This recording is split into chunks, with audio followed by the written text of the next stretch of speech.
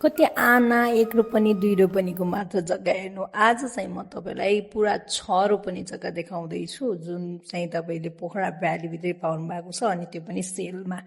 अब यो लोकेसन कहाँ हो भनेर एक्ज्याक्ट लोकेसनको कुरा गर्नुहुन्छ भने चाहिँ तपाईँले गाउँ खोला जुन बजार छ त्यो बजारबाट माथि आर्बा भन्ने लगभग बजारबाट चाहिँ 1 किलोमिटर माथि चाहिँ तपाईँले पाउन सक्नुहुनेछ। यो 6 रोपनी जग्गा एकदमै सस्तो मूल्यमा आएको छ।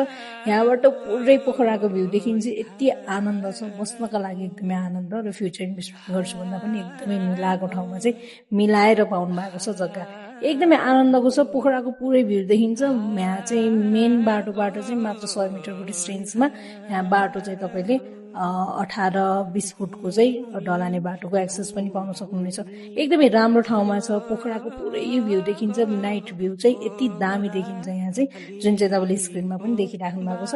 एकदमै आनन्दको ठाउँमा सस्तो मूल्यमा पाइराख्नु भएको छ। तपाईँले चाहिँ बिजनेस गर्छु, होमस्टे, होटेल, रेस्टुरेन्ट खोलेर बस्छु भन्दा पनि एकदमै राम्रो हुने भयो। एकदमै राम्रो ठाउँमा पाइराख्नु भएको छ सस्तो मूल्यमा जग्गा। यदि तपाईँलाई चाहिएको छ अथवा तपाईँको आफ्नो आफन्तले सोध्दै खोज्दै हुनुहुन्थ्यो भने आजै सम्पर्क गर्नुहोस् लाल पूर्जा पोखरालाई।